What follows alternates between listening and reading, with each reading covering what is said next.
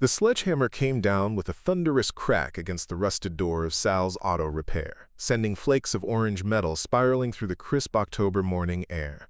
Marcus Delacroix stood in the shadows of his shop's bay door, watching through oil-stained fingers as three men in hard hats and city-issued vests took turns destroying what had been his sanctuary for 37 years. Preparing and narrating this type of story took us long efforts and hard work, so if you are enjoying the story, please consider subscribing to our channel.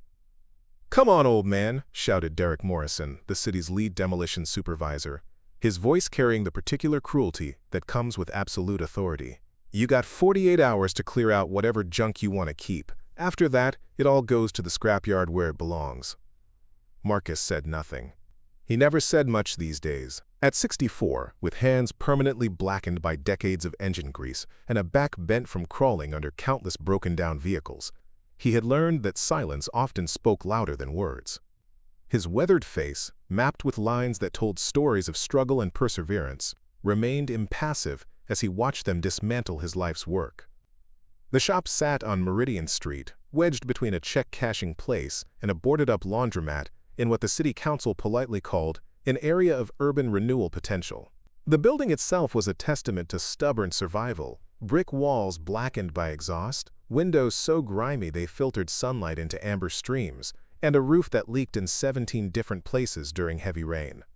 To most people driving past, Sal's auto repair looked exactly like what Derek Morrison claimed it was, an eyesore, a relic, a blight on the neighborhood's potential.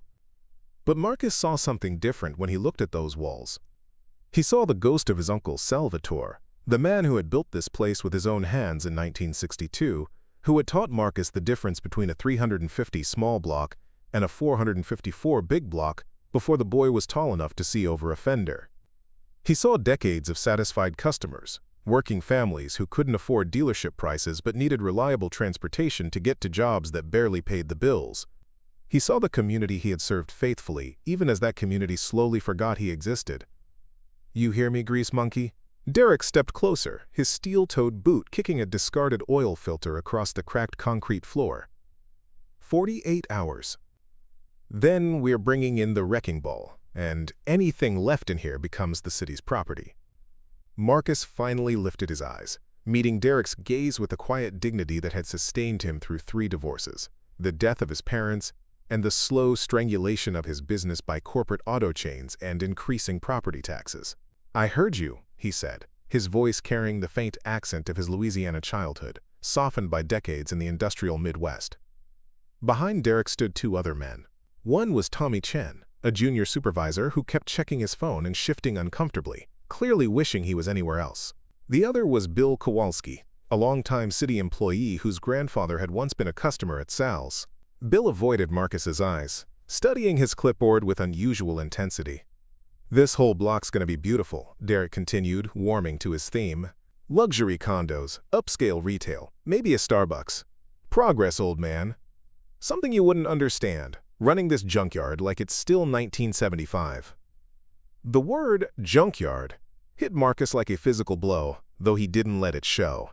He had heard it countless times over the past year, as the gentrification machine rolled through the neighborhood with the inexorable force of a glacier. Property developers spoke it with disgust, city councilmen used it to justify condemnation proceedings, and newspaper reporters included it in articles about urban blight. But to Marcus, every vehicle in his shop told a story.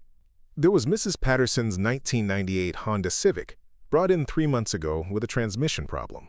She was a school teacher, widowed, stretching her pension to cover both her medication and her granddaughter's school supplies.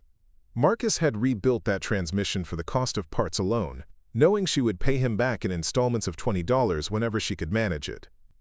In the far corner sat Jimmy Rodriguez's pickup truck, a 2003 Ford F-150 that had seen better decades. Jimmy used it to haul landscaping equipment for his small business, supporting a family of 5 on contracts that paid him just enough to keep going. When the engine had thrown a rod, most shops would have quoted him more than the truck was worth. Marcus had found a rebuilt engine from a salvage yard, installed it himself, and accepted payment in the form of Jimmy clearing the snow from his driveway all winter. These weren't junkers to Marcus. They were lifelines, the vehicles that kept working families moving in a world that seemed determined to leave them behind. I said 48 hours, Derek repeated, apparently interpreting Marcus's silence as defiance. Don't make this harder than it has to be. Marcus nodded slowly, then walked toward the back of his shop, where a heavy steel door marked, "Authorized personnel only," stood slightly ajar. The men followed his movement with their eyes, but none bothered to investigate. After all, what could be back there except more junk? As their footsteps faded and the official city truck rumbled away, Marcus stood alone in the shop that had been his second home for most of his adult life. The familiar sounds surrounded him, the tick-tick-tick of cooling engines, the whisper of air hissing from an over-tightened compressor fitting, the distant hum of traffic on the interstate that carried people to places with brighter futures. He walked to his workbench, where tools hung in precise order despite the chaos that seemed to reign everywhere else. Each wrench, each screwdriver, each specialized automotive tool had a story. Some had belonged to Uncle Sal, their handles worn smooth by decades of use. Others Marcus had acquired over the years, purchased with money he couldn't spare because a job demanded exactly the right tool for exactly the right problem. On the corner of the workbench sat a small framed photograph, protected by a piece of plexiglass that Marcus cleaned religiously every morning. It showed a much younger version of himself standing next to Uncle Sal in front of the shop, both men grinning with the satisfaction of having just completed a particularly challenging engine rebuild. Sal's massive hands rested on Marcus's shoulders, and in that frozen moment, the future had seemed full of possibility. "What would you do, Uncle Sal?" Marcus whispered to the photograph. "How do you fight progress when progress has lawyers and bulldozers and newspaper editorials about neighborhood improvement?" The photograph predictably offered no answers. Marcus picked up a clipboard and began making a mental inventory of what he could realistically save in 48 hours. Most of the larger equipment would have to stay: the hydraulic lifts, the tire-changing machine, the parts washer that had served him faithfully for 20 years. He could probably fit his essential tools in the back of his pickup truck, along with some personal items and maybe the photograph. But as he contemplated this downsizing of his life, his eyes drifted again toward that steel door at the back of the shop.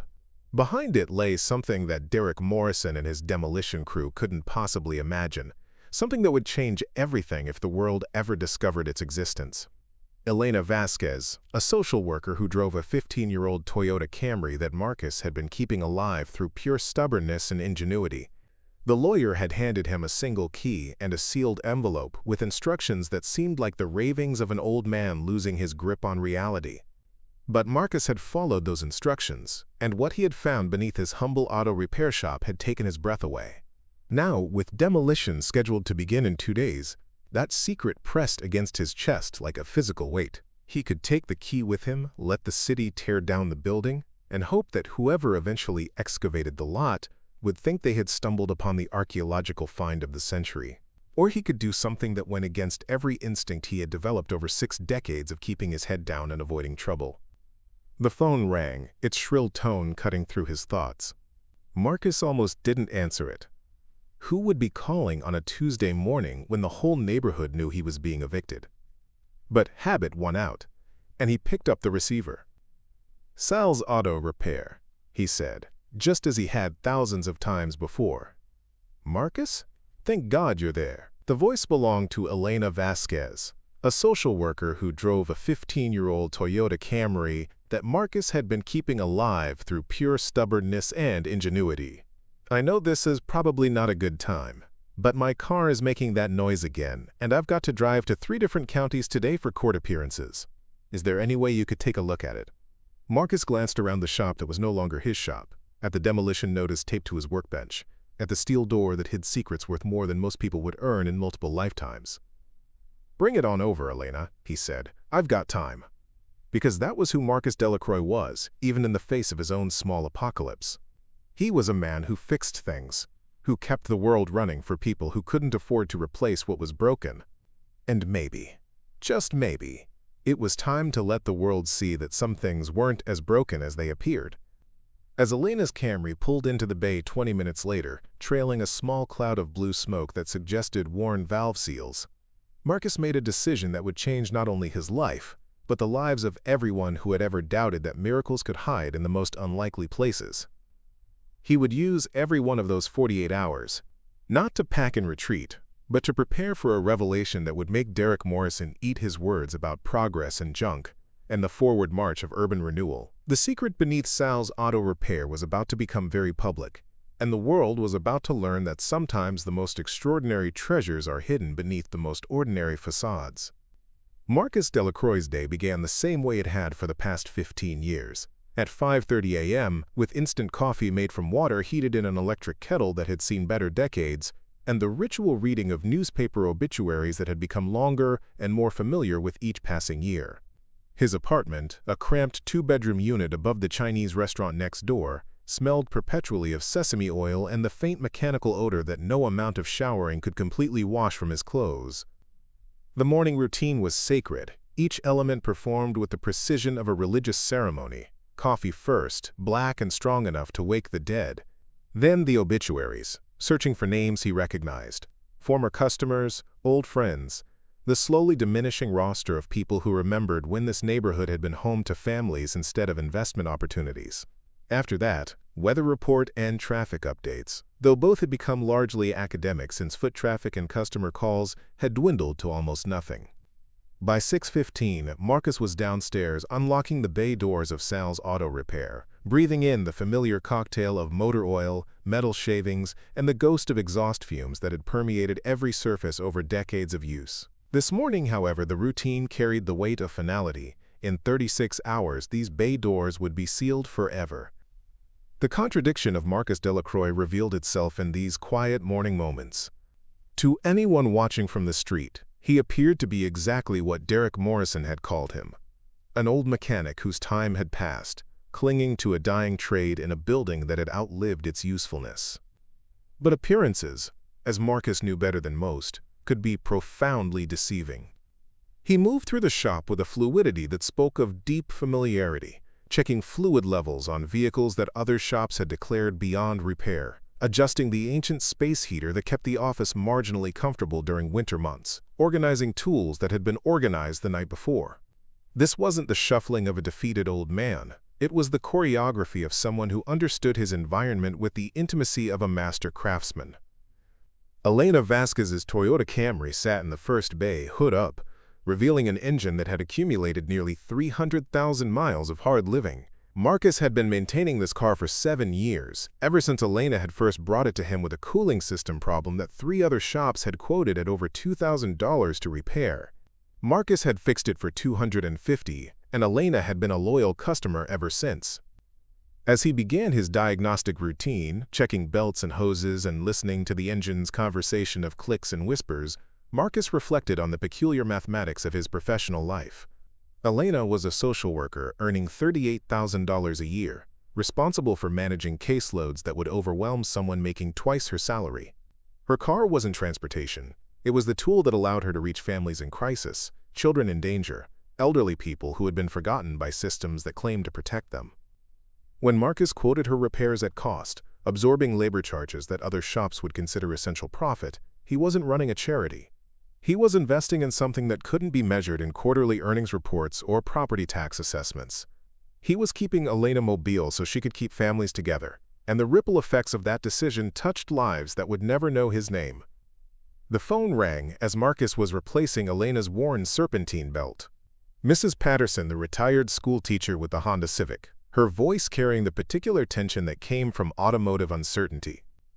"Marcus, I hate to bother you, but the car is making a new sound," she said. "It's like a grinding noise when I turn left. I know you're dealing with, well, I heard about the building situation." Marcus wiped his hands on a shop rag that had been white sometime during the Clinton administration. "What kind of grinding, Mrs. Patterson? Metal on metal, or more like a groaning?" "Metal on metal, I think. It started yesterday when I was driving to the pharmacy." Marcus mentally cataloged the possibilities. Wheel bearing, brake pad wear indicator, CV joint beginning to fail. All of them potentially dangerous if ignored, all of them expensive to repair at a conventional shop. "Bring it over this afternoon," he said. "I'll take a look." "Marcus, I don't know where I'll take the car after, after the demolition. After the end of Sal's auto repair."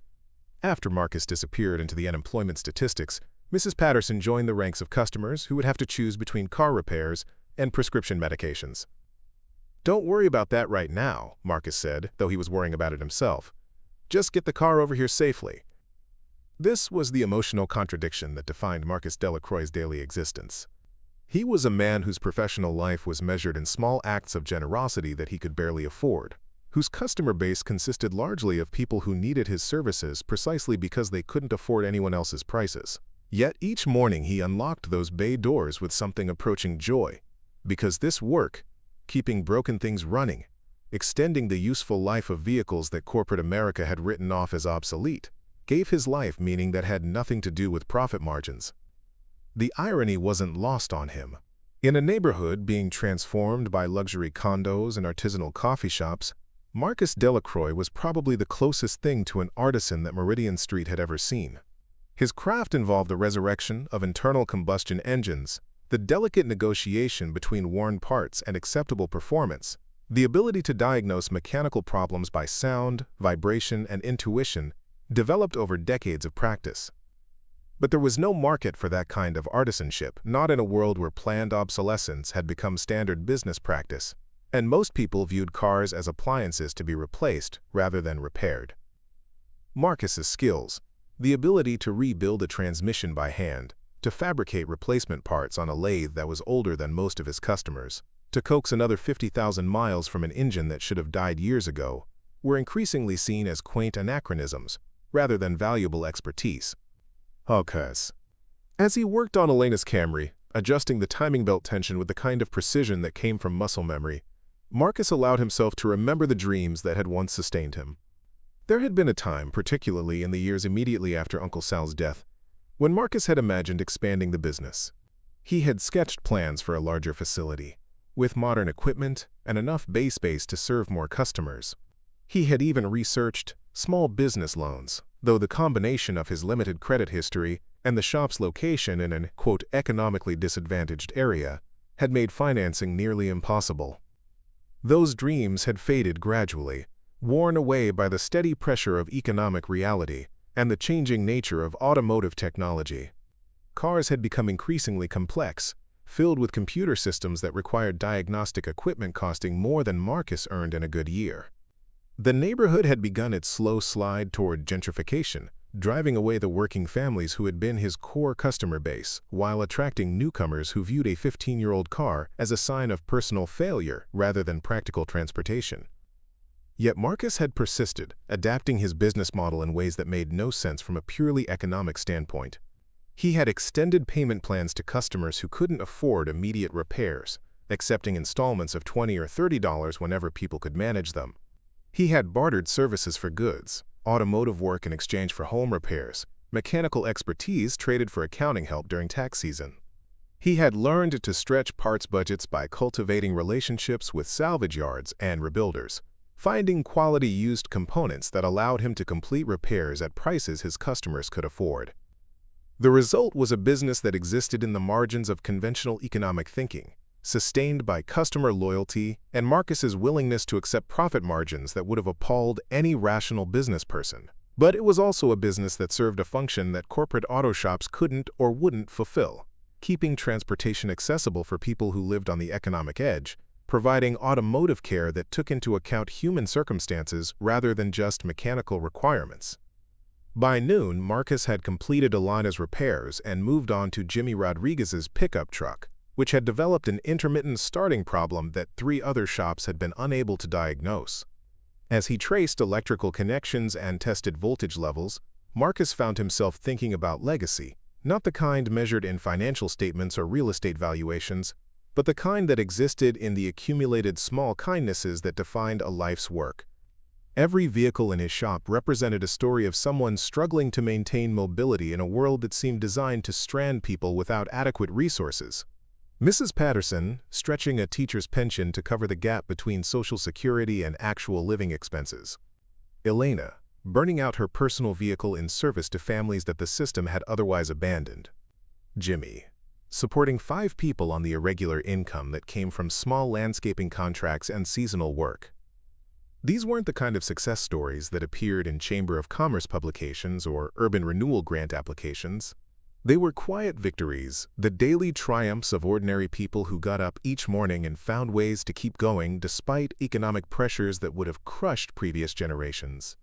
And Marcus's role in those stories was to keep their vehicles running, to provide the mechanical foundation that allowed them to reach jobs, schools, medical appointments, and all the other destinations that define a functional life.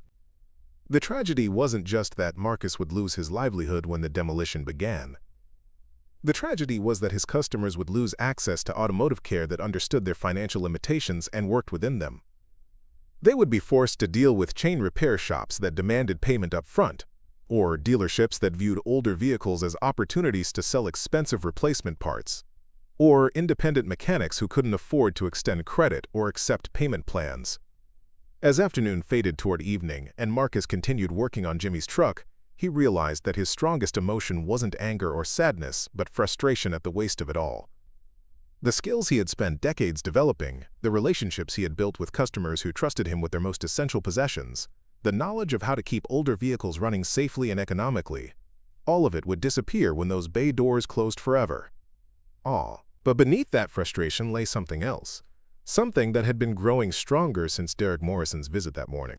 It was the recognition that he had spent too many years accepting other people's definitions of value, allowing external voices to convince him that his work was somehow less important than occupations that generated larger profit margins or occupied more prestigious locations.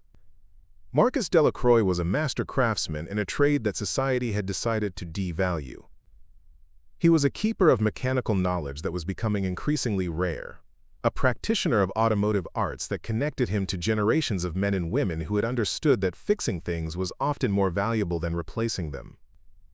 He was a small business owner who had chosen service over profit, community over individual advancement, legacy over financial accumulation. And tomorrow morning he would begin revealing exactly what that choice had cost him and what it had ultimately made possible. The morning of Marcus's second-to-last day in business began with Derek Morrison's return, this time accompanied by a city building inspector, 2 more demolition workers, and a woman in an expensive suit who introduced herself as Patricia Wilkins from Meridian Development Corporation. They arrived at 7 a.m. sharp, their convoy of official vehicles blocking the street and drawing curious stares from early commuters heading to jobs in other neighborhoods. "Just wanted to make sure you understood the timeline," Derek announced, stepping out of his truck with the swagger of someone accustomed to having his authority go unquestioned. "Demo starts tomorrow morning at 8 a.m. sharp. Hope you've been packing." Marcus, who had been working since 5:30 a.m. on Mrs. Patterson's Honda, straightened slowly from beneath the hood. His back protested the movement, a reminder of 37 years spent contorting himself into positions designed for much younger and more flexible bodies. "I've been packing," he said quietly. Patricia Wilkins stepped forward, her heels clicking against the oil-stained concrete with the precision of a metronome. She was perhaps 45, with the kind of perfectly styled blonde hair that required professional maintenance and a smile that had been crafted in boardrooms and refined through countless presentations to city planning committees. "Mr. Delacroix, I'm Patricia Wilkins, and I want you to know that Meridian Development understands this transition isn't easy," she began, her voice carrying the practiced empathy of someone who had delivered similar speeches many times before. "But I think you'll be excited to see what we're planning for this location."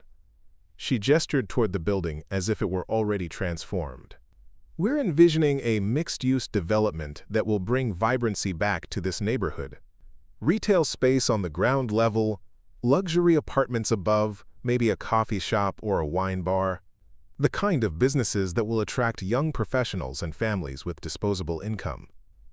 Marcus continued working on Mrs. Patterson's brake pads, the repetitive motion of removing worn components and installing new ones providing a meditative counterpoint to Patricia's sales pitch. He had heard variations of this speech before, usually delivered by people who lived in neighborhoods where property values were measured in hundreds of thousands rather than tens of thousands. "The property values along this entire stretch are going to increase dramatically," Patricia continued, warming to her theme. "Existing residents will see their home equity grow, new residents will bring consumer spending to local businesses, and the whole area will benefit from increased tax revenue and improved infrastructure." The building inspector, a thin man named Carl Hendricks, who had been examining Marcus's electrical panel with obvious disapproval, looked up from his clipboard. "Speaking of infrastructure, "This building is a code violation waiting to happen," he announced. "Electrical system from the 1970s, plumbing that should have been updated decades ago, and don't get me started on the HVAC situation." Marcus wanted to point out that the electrical system had been updated in 1987, that the plumbing worked perfectly well for its intended purpose, and that the HVAC situation consisted mainly of space heaters and fans that had kept the shop comfortable through 40 years of seasonal changes. But he had learned long ago that arguing with city inspectors was like arguing with the weather, pointless and likely to make your situation worse. "The point is," Derek Morrison interrupted, eager to reclaim control of the conversation, "this whole block is going to be transformed. Progress, Mr. Delacroix. Something this neighborhood desperately needs." At that moment, Elena Vasquez pulled into the shop's driveway, her repaired Camry running smoothly but trailing a small cloud of exhaust that suggested her catalytic converter was beginning to fail. She stepped out of the car and surveyed the crowd of officials with the wary expression of someone who had spent years dealing with bureaucratic authority in its various forms. "Marcus, I just wanted to thank you again for yesterday," she began, then noticed the tension in the air. "Am I interrupting something?" Patricia Wilkins's smile never wavered, but her eyes took on the calculating expression of someone recognizing an opportunity for public relations. "Not at all. I'm Patricia Wilkins from Meridian Development. Are you one of Mr. Delacroix's customers?" Elena nodded cautiously. "He's been keeping my car running for 7 years." "That's wonderful, and I'm sure you'll be excited to know that this area is about to undergo a major revitalization. New businesses, improved infrastructure, really exciting developments." Elena glanced at Marcus, who was now reassembling Mrs. Patterson's brake system with perhaps more force than the job strictly required. "What happens to Marcus's shop?" "Well, progress requires change," Patricia replied smoothly. "I'm sure Mr. Delacroix will find new opportunities that better match his skills and interests." The condescension in her voice was subtle but unmistakable, and Marcus saw Elena's expression harden. As a social worker, Elena had spent years watching bureaucrats make decisions that profoundly impacted people's lives, while speaking in the kind of sanitized language that made displacement sound like an opportunity. "His skills and interests involve keeping cars running for people who can't afford dealership prices," Elena said, her voice carrying an edge that made Derek Morrison step closer, apparently recognizing a potential confrontation. "Look, lady," Derek said, "we're not here to debate urban planning policy. We're here to make sure this building gets cleared out so we can start improving the neighborhood." "Improving it for who?" Elena shot back. "For the people who already live here, or for the people who want to move here after you've priced everyone else out?" Patricia Wilkins raised her hands in a gesture that was probably meant to appear conciliatory. "I understand there are always concerns when communities undergo transition, but the economic benefits—" "Economic benefits for developers and property investors," Elena interrupted. "What about the economic benefits for Mrs. Patterson, who's on a fixed income and needs someone who won't charge her $800 for brake work? What about the economic benefits for people who rely on businesses that understand their financial limitations?" Marcus felt a surge of gratitude toward Elena, mixed with embarrassment at being defended like someone incapable of speaking for himself. But the truth was that Elena was articulating arguments he had never learned to make effectively, translating his instinctive understanding of his customers' needs into the kind of policy language that these officials might actually comprehend. Wait. Carl Hendricks, apparently uncomfortable with the direction the conversation was taking, cleared his throat loudly. "The fact remains that this building doesn't meet current safety codes," he announced. "It would require major investments to bring it up to standard, investments that probably don't make economic sense given the age of the structure." "What specific code violations?" Marcus asked quietly, speaking for the first time since Patricia's arrival. Carl consulted his clipboard with obvious reluctance. "Electrical service is insufficient for current commercial requirements. HVAC system doesn't meet energy efficiency standards. Roof needs complete replacement. Fire suppression system is inadequate. Storage of hazardous materials doesn't comply with current environmental regulations." Each item on Carl's list represented thousands of dollars in upgrades that Marcus couldn't afford, solutions to problems that had never actually caused problems during 4 decades of operation. The electrical service had powered every tool and piece of equipment he had ever needed. The HVAC system kept the shop comfortable enough for work. The roof leaked, but in predictable places that he had learned to work around.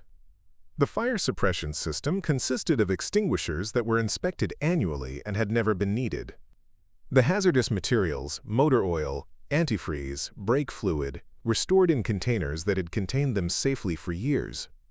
But Marcus understood that Carl's list wasn't really about safety or environmental protection. It was about creating a bureaucratic justification for a decision that had already been made for purely economic reasons. The building was being condemned not because it was dangerous, but because it was more valuable as a demolition site than as a functioning business. "How much would it cost to address all these violations?" Elena asked. Carl made a show of calculating, though Marcus suspected the number had been predetermined. Conservatively, $200,000, maybe more, depending on what we find once renovation begins. The figure hung in the air like a challenge, an impossible sum that made Marcus's situation appear hopeless to anyone listening. $200,000 represented more money than Marcus had earned in the past 5 years combined, more than the building itself was worth according to tax assessments, more than any rational business owner would invest in a property located in what bureaucrats persistently described as an economically disadvantaged area. "There you have it," Derek Morrison said with satisfaction. "Even if we wanted to work with you, Mr. Delacroix, the economics just don't make sense. Better to tear it down and start fresh." At that moment, Jimmy Rodriguez arrived to pick up his truck, pulling into the driveway with the careful precision of someone accustomed to navigating around other people's vehicles. He stepped out of his wife's car, a 10-year-old sedan that had seen better years, and approached the group with the wariness of someone who had learned to be suspicious of official gatherings. "Marcus, man, sorry I'm late," Jimmy began, then stopped as he took in the scene. "Is everything okay?" Patricia Wilkins launched into her development pitch for the third time, describing luxury apartments and upscale retail with the enthusiasm of someone who genuinely believed she was bringing good news. Jimmy listened politely, but Marcus could see the calculation in his eyes as he processed what this transformation would mean for his own situation. "So where's Marcus going to set up his new shop?" Jimmy asked when Patricia finished her presentation. "Well, there are several automotive service facilities in the area that might be hiring experienced mechanics," Patricia replied. "Or Mr. Delacroix might consider this an opportunity to explore retirement options." Jimmy's expression hardened. Marcus isn't just a mechanic. He's the guy who keeps half the neighborhood mobile. You think Jiffy Lube is going to let Mrs. Patterson pay $20 a month on her transmission repair? Derek Morrison stepped forward again, his patience apparently exhausted. "Look, we get it. Change is hard. But you can't stop progress because a few people are uncomfortable with improvement." "Improvement for who?" Jimmy demanded, echoing Elena's earlier question. "For the people who already live here, or for the people who want to take over after you've pushed everyone else out?" The confrontation was escalating, and Marcus could see that Derek Morrison was approaching the point where politeness would give way to the kind of bureaucratic muscle flexing that could make everyone's situation worse. He needed to diffuse the tension, but he also felt a growing anger at the casual dismissal of his life's work, the assumption that what he did could be easily replaced by corporate alternatives that had no understanding of his customers' circumstances. 48 hours, Marcus said, loud enough to cut through the brewing argument. Everyone turned to look at him.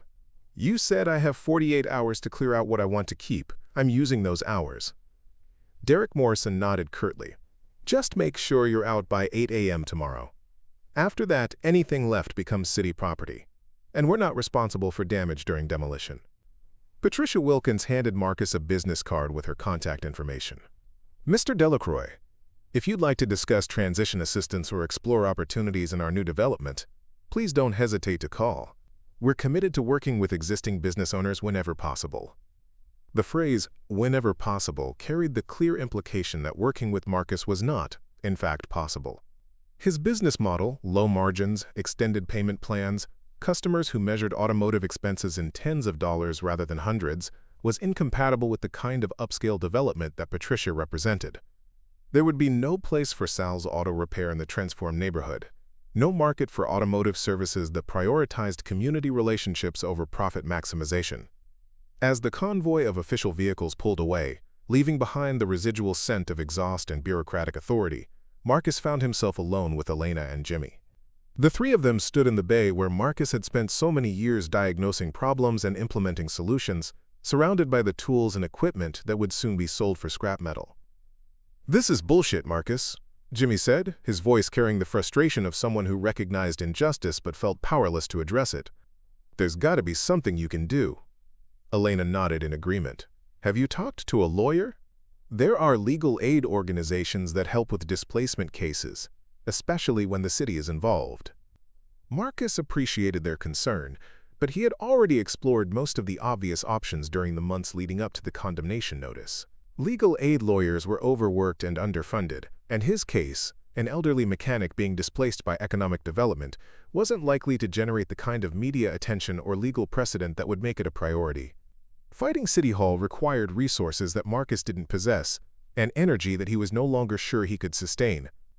But as he watched Elena and Jimmy drive away in vehicles he had helped keep running, Marcus realized that his strongest emotion wasn't resignation or defeat. It was anger. Not the hot, impulsive anger that led to stupid decisions, but the cold, focused anger that came from years of accumulated frustration finally reaching a breaking point. He had spent too much of his life accepting other people's judgments about the value of his work, allowing bureaucrats and developers to define the worth of what he did based solely on profit margins and tax assessments.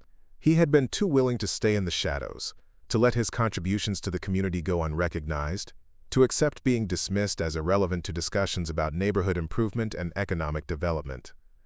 But Marcus Delacroix was not irrelevant. He was not obsolete. And he was not going to disappear quietly into whatever future Patricia Wilkins and Derek Morrison had planned for him. 48 hours. That was what they had given him, to pack up his life and accept the end of everything he had worked to build.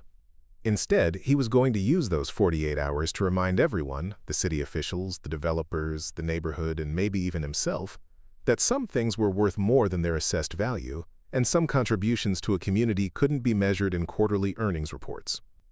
It was time to show them what they were really trying to demolish. That evening, as the last traces of daylight faded from the October sky, Marcus made a series of phone calls. The first was to Elena, asking if she could spare a few hours the next morning to help with something important. The second was to Jimmy, with the same request. The third was to Mrs. Patterson, though he was more circumspect in his explanation, simply asking if she trusted him enough to bring her Honda over early the next day for what he described as a demonstration of something remarkable. By 8 p.m., he had reached 12 of his most loyal customers, people who had relied on his services for years, and who understood that Marcus Delacroix was not a man given to dramatic gestures or unnecessary requests for attention. Each agreed to come, though most admitted they weren't sure what to expect. The calls completed, Marcus walked to the back of his shop and stood before the steel door that had guarded Uncle Sal's secret for 15 years. Tomorrow morning, that secret would either save everything he had worked to build, or it would become someone else's discovery after the demolition crews finished their work. Either way, the silence was about to end. At 7:30 a.m. the next morning, Marcus stood in his shop surrounded by the familiar chaos of his final day in business, waiting for his customers to arrive. Outside, Derek Morrison's demolition crew was assembling their equipment, the growl of diesel engines and the clatter of metal against metal, providing an ominous soundtrack to what Marcus hoped would be the most important morning of his professional life. Elena arrived first, pulling her Camry into the bay with the careful precision of someone who had learned to baby an aging vehicle through its daily routines.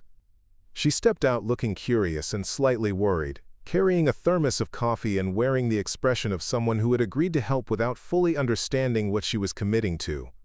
"Marcus, what's going on?" she asked, glancing toward the demolition equipment visible through the bay doors. "I thought they weren't starting until 8 a.m. "They're not," Marcus replied, checking his watch. "We've got 25 minutes. That should be enough time." Jimmy Rodriguez arrived next, followed by Mrs. Patterson in her carefully maintained Honda, then a steady stream of other customers, Carlos Mendez with his delivery van, Sarah Williams with her nursing school Saturn, Tom Chen with the pickup truck he used for his weekend construction work, and half a dozen others who had received Marcus's cryptic phone calls the night before. By 7:45, 15 people stood in the shop that had served them faithfully for years, their vehicles parked in a semicircle around Marcus like automotive disciples gathered for a final sermon. The mood was somber, tinged with the sadness that comes with witnessing the end of something valuable and irreplaceable. Derek Morrison appeared in the bay doorway at precisely 7:50, flanked by 2 demolition workers and carrying a clipboard that seemed to represent the full authority of municipal government. His expression was impatient and slightly annoyed, as if the presence of so many people was an inconvenience he hadn't anticipated. "Time's up, old man," Derek announced. "We need everyone out of the building so we can begin demolition." Marcus stood near his workbench, his weathered hands resting on the surface that had supported 40 years of automotive surgery and mechanical resurrection. "I've got something to show you first," he said quietly. Derek checked his watch with theatrical precision. "You've got 2 minutes. Then everyone leaves, or we call the police to clear the building." Marcus nodded and walked toward the steel door at the back of the shop, the one marked, "Authorized personnel only," that had remained closed and unremarked during all of Derek's previous visits. Every eye in the shop followed his movement as he reached into his pocket and withdrew a key that seemed too small and ordinary to carry the weight of what was about to happen. "Uncle Sal left me something," Marcus said, loud enough for everyone to hear. 15 years ago, when he died, his will included instructions that seemed crazy at the time. He told me there was more to this building than what people could see from the street, and he made me promise to keep it secret until I was sure the time was right. The key turned smoothly in the lock, as if it had been waiting 15 years for this moment. Marcus pulled the steel door open, revealing not another storage room or office space, but a staircase leading down into darkness below the shop floor. "Jesus Christ," whispered Jimmy Rodriguez, peering into the stairwell. "How deep does that go?" Marcus flipped a light switch, illuminating a concrete staircase that descended approximately 20 feet below ground level. The construction was professional grade, clearly built to last, with reinforced walls and proper drainage systems that suggested someone had invested serious money in creating this underground space. "Uncle Sal started building this in 1962, Marcus explained as he began descending the stairs, his voice echoing slightly in the confined space. "It took him 3 years to complete, working nights and weekends.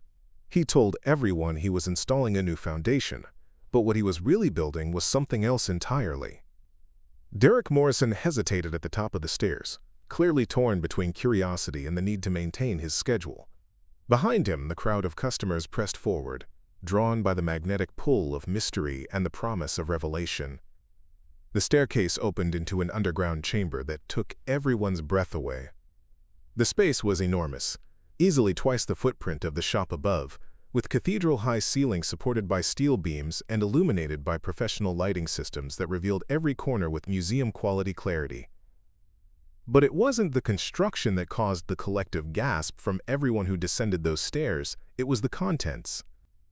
The underground chamber revealed dozens of pristine classic cars worth millions, and maintained in conditions that defied both time and logic. These weren't the rusted hulks or project cars that might be expected in a mechanic's private collection.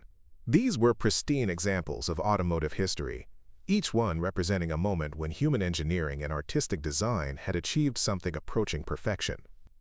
A 1967 Shelby Cobra 427, its metallic blue paint reflecting the overhead lights like liquid mercury. A 1970 Plymouth Hemi Cuda in plum crazy purple, its hood scoop suggesting barely contained violence.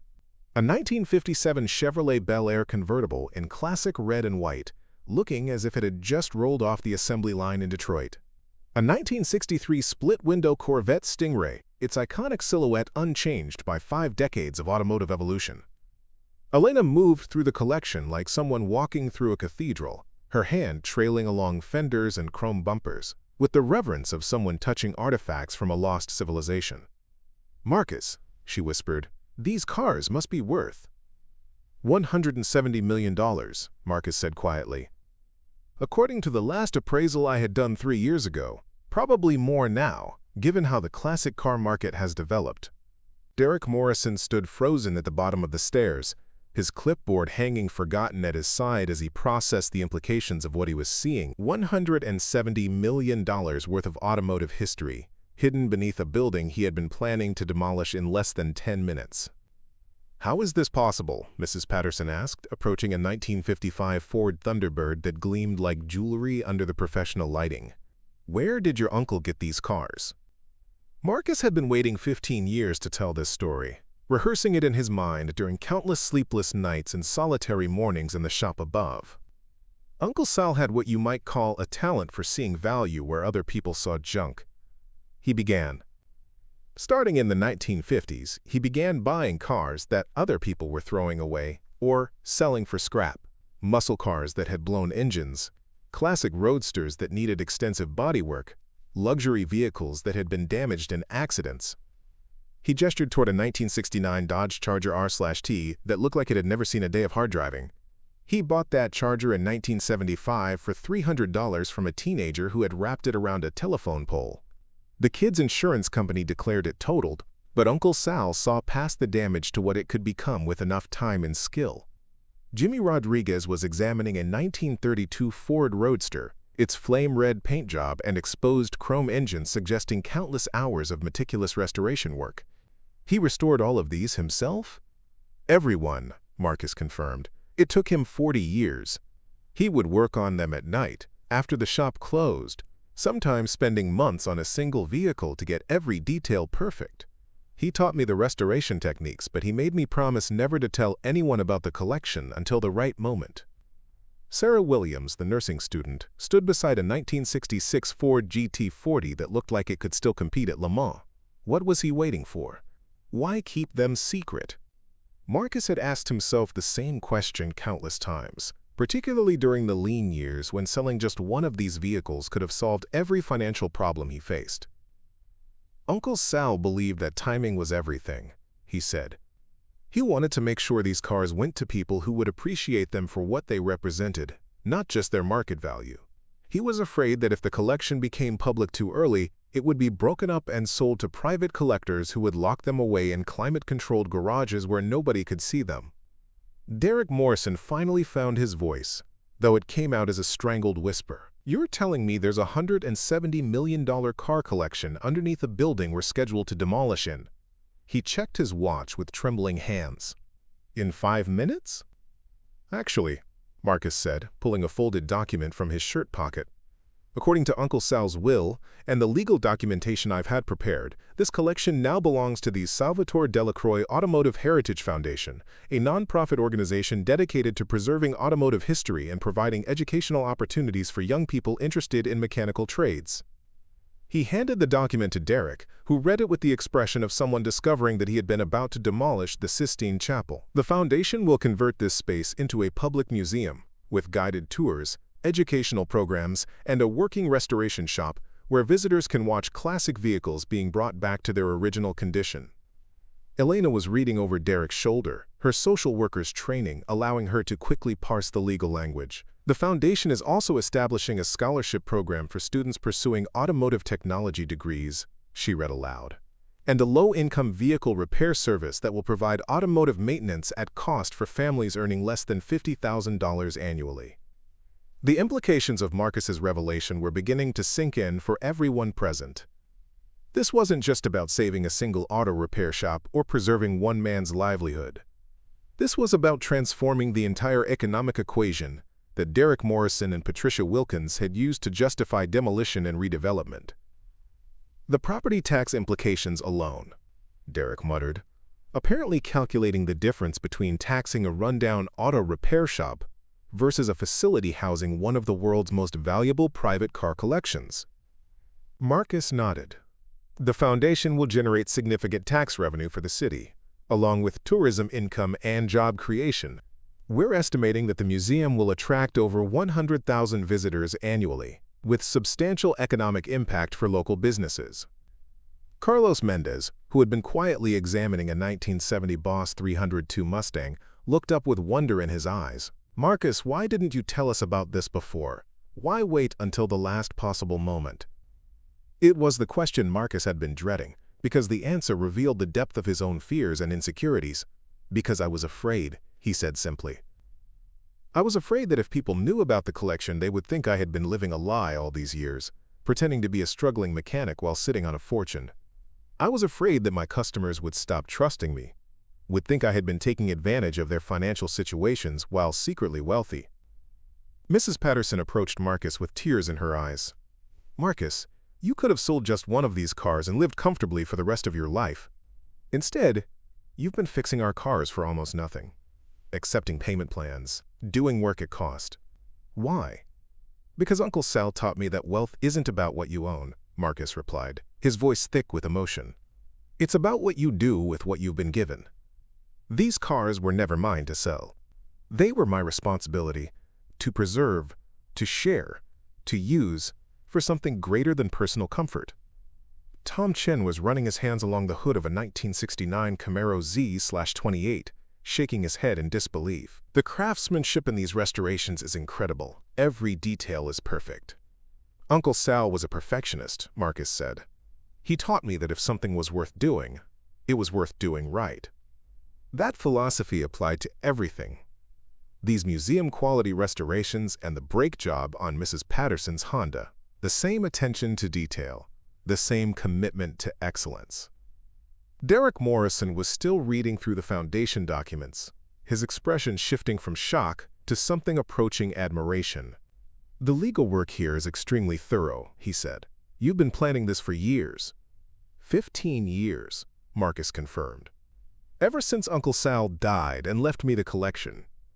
I've been working with lawyers, accountants, museum consultants, automotive historians. Every dollar I could spare from keeping the shop running went toward preparing for this moment. Elena suddenly understood the full scope of what Marcus had accomplished. The struggling auto repair shop was camouflage, she said. You've been operating a sophisticated long-term plan to create something that would benefit the entire community, using the resources to help people who needed automotive services while preparing to reveal something that would transform the entire neighborhood. The automotive repair service will continue, Marcus said. It will be part of the Foundation's mission, subsidized by museum admission fees and private donations. Mrs. Patterson, Jimmy, all of you, you'll still have access to automotive care that understands your financial limitations. Jimmy Rodriguez laughed, a sound that combined amazement with relief. So instead of losing our mechanic and getting priced out of the neighborhood, we're getting a world-class museum and continued access to affordable car repairs? That's the plan, Marcus said. Along with job opportunities for local residents, educational programs for young people, and tourism revenue that will support other local businesses. 3 months later, Derek Morrison submitted his resignation from the city demolition department and applied to become the museum's security director, saying he wanted to protect something instead of tearing it down. You weren't supposed to have any idea, Marcus interrupted gently. That was the point. Uncle Sal believed that the best surprises came from the most unexpected places. Patricia Wilkins chose that moment to arrive, having apparently been summoned by one of Derek's demolition workers. She appeared at the top of the stairs in her expensive suit and designer heels, calling down impatiently. Derek, what's the delay? We have a schedule to maintain, and the investors are expecting to see progress on the demolition. Derek looked up at her with an expression that combined exhaustion with barely contained laughter. Patricia, you need to come down here. I don't have time for delays. If Mr. Delacroix is refusing to vacate the premises, call the police and have him removed. Patricia, Derek said more firmly, you really need to come down here, now. The click of her heels on the concrete stairs was accompanied by a stream of complaints about schedules and investors, and the importance of maintaining momentum in development projects. But as she reached the bottom of the stairs and caught sight of the automotive collection, her voice trailed off into stunned silence. What? She began, then stopped, apparently unable to process what she was seeing. Marcus handed her a copy of the Foundation documents. Ms. Wilkins, I'd like to introduce you to the Salvatore Delacroix Automotive Heritage Foundation and one of the world's most significant privately held collections of classic American automobiles. Patricia read the documents with the speed of someone accustomed to processing legal contracts under pressure, her expression shifting through shock, disbelief, and finally a kind of professional calculation as she began to understand the economic implications.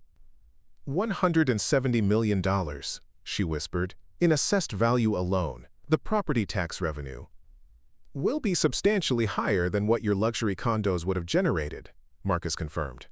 And that's before considering the economic impact of tourism, job creation, and the cultural value of preserving automotive heritage.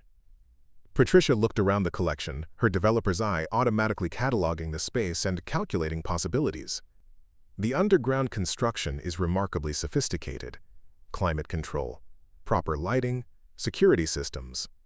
This could actually work as a museum. It was designed to work as a museum, Marcus said. Uncle Sal was thinking 40 years ahead, creating something that would serve the community long after he was gone. Elena stepped forward, her social worker's instincts recognizing an opportunity to advocate for the broader community impact. The Foundation's mission includes workforce development programs, educational opportunities for young people, and continued affordable automotive services for low-income families. It addresses multiple community needs while preserving something culturally significant. Patricia was clearly recalculating her development plans in real time, trying to figure out how to incorporate this unexpected discovery into her vision for neighborhood transformation. "The tourism potential is significant," she said slowly. "Classic car enthusiasts travel from around the world to see collections like this. The economic impact could be substantial." Derek Morrison was examining the restoration quality of a 1966 Shelby GT 350, his demolition plans apparently forgotten in the face of automotive artistry. "The level of craftsmanship here is museum quality. These aren't just valuable cars, they're works of art."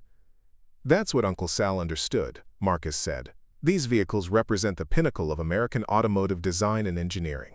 Each one tells a story about innovation, style, and the cultural values of its era. They're not just transportation. They're cultural artifacts that deserve to be preserved and shared." Mrs. Patterson was standing beside a 1959 Cadillac Eldorado, its tail fins and chrome accents representing the optimism and excess of post-war America. "Marcus, this changes everything, the whole neighborhood, everyone's future." "That was the idea," Marcus replied. "Uncle Sal believed that one person could make a difference, but only if they were willing to think beyond their own immediate needs. He spent 40 years creating something that would outlast him, something that would serve generations of people he would never meet." Jimmy Rodriguez was shaking his head in wonderment. "All these years you were sitting on this treasure, but you never acted like you were better than the rest of us. You still charged fair prices, still worked on our cars like they mattered." "They do matter," Marcus said firmly. "Every car matters to the person who depends on it. That's what Uncle Sal taught me, and it's what the Foundation will continue to demonstrate. Excellence isn't about exclusivity. It's about bringing the highest level of care to whatever you're doing, whether it's restoring a $1 million classic or fixing the brakes on a 15-year-old Honda." Patricia Wilkins was now deep in conversation with Derek Morrison, apparently discussing how to modify their development plans to accommodate this unexpected discovery. The conversation involved phrases like heritage tourism, cultural destination, and economic anchor, suggesting that Marcus's revelation had fundamentally altered the calculus surrounding neighborhood redevelopment. As the morning wore on and word of the discovery began to spread, the small crowd in the underground chamber grew to include city officials, reporters, automotive experts, and curious neighbors who had heard rumors of something extraordinary happening at Sal's Auto Repair. By noon, what had begun as a demolition day had transformed into an impromptu celebration of automotive heritage and community resilience. Marcus found himself at the center of attention he had spent 15 years avoiding, fielding questions from reporters and posing for photographs beside vehicles that represented decades of secret dedication and careful planning. But despite the chaos and excitement, his strongest emotion was relief. Relief that Uncle Sal's vision was finally being realized, that the secret he had carried alone for so long was now shared with people who could appreciate its significance. The demolition equipment sat silent outside, its operators redirected to other projects while city officials, developers, and Foundation representatives began the complex process of reimagining the future of Meridian Street. Instead of luxury condos and upscale retail, the neighborhood would now anchor itself around a world-class automotive museum that promised to bring visitors, revenue, and recognition to a community that had been written off as economically disadvantaged. 3 years later, Marcus Delacroix celebrated his 67th birthday at Sal's Auto Repair. Marcus Delacroix stood in the same bay where Derek Morrison had once threatened him with sledgehammers and condemnation notices. But the space had been transformed beyond recognition, converted into the visitor reception area for the Salvatore Delacroix Automotive Heritage Foundation, where gleaming displays told the story of American automotive history and Uncle Sal's 40-year vision. The Underground Museum had officially opened 3 weeks earlier, with a ribbon-cutting ceremony attended by the governor, classic car collectors from across the continent, and a crowd of local residents who still seemed amazed that their neighborhood had become home to one of the world's most significant automotive museums. The opening day had drawn over 2,000 visitors, generating more tourism revenue in a single weekend than the entire block had seen in the previous decade. Preparing and narrating this type of story took us long efforts and hard work, so if you are enjoying the story, please consider subscribing to our channel. Marcus walked through the museum's main gallery, past the 1967 Shelby Cobra that had become the Foundation's signature piece, its metallic blue paint catching the professional lighting in ways that made grown men weep with automotive longing. Tour groups moved through the space with the reverence typically reserved for art museums, guided by volunteers who had been trained to tell not just the technical specifications of each vehicle, but the stories of restoration, preservation, and the man who had dedicated his life to saving these mechanical masterpieces from extinction. The transformation extended far beyond the museum itself. The Foundation's workforce development program had enrolled 43 students in its first semester, young people from the surrounding neighborhoods who were learning automotive restoration techniques that connected them to both historical craftsmanship and modern career opportunities. The program combined hands-on training with academic coursework, creating pathways to employment in restoration shops, custom fabrication facilities, and specialty automotive businesses that valued traditional skills in an increasingly digital world. Elena Vasquez found Marcus near the 1970 Plymouth Hemi Cuda, where he was explaining to a group of automotive journalists how Uncle Sal had rescued the vehicle from a demolition derby where it had been scheduled to be deliberately destroyed for entertainment. Her presence still brought him comfort, a reminder of the community relationships that had sustained him through the difficult years when the secret collection had been both a blessing and a burden. The city council meeting went well, she reported, pulling him aside as the journalists moved on to examine the 1955 Ford Thunderbird.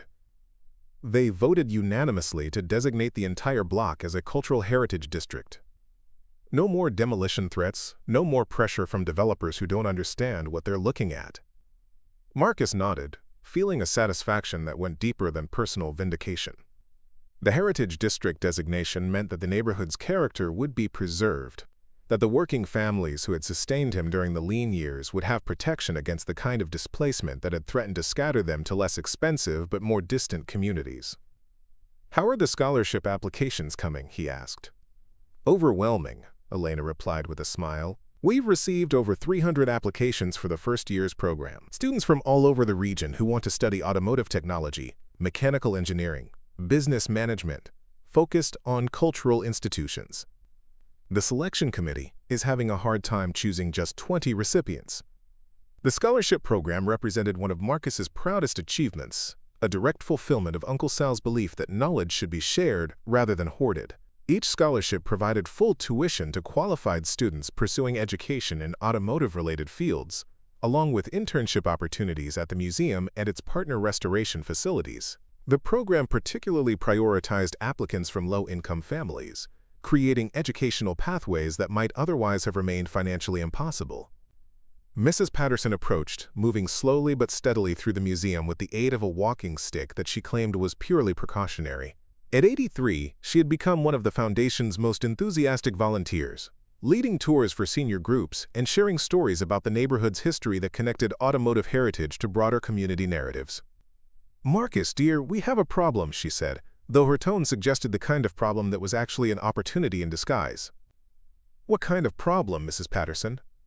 "The parking situation is getting out of hand. Too many visitors, not enough spaces. People are parking 3 blocks away and walking to the museum. The local businesses are complaining." Marcus suppressed a smile. 6 months earlier, the local businesses had been complaining about the lack of foot traffic and customer interest. Now they were complaining about too much success, the kind of high-quality problem that communities dreamed of having. "What do you suggest?" "Expansion," Mrs. Patterson said firmly. "The Foundation should buy the building next door and convert it into additional parking and maybe a gift shop. I've been talking to other volunteers, and we think the museum could easily handle twice as many visitors if we had the infrastructure to support them." The building next door was the former check-cashing place that had closed when the neighborhood's economic prospects improved dramatically following the museum's announcement. The owner had approached Marcus several times about selling to the Foundation, recognizing that proximity to a major tourist attraction made his property significantly more valuable than it had been when sandwiched between what city officials had described as urban blight. "I'll discuss it with the board of directors.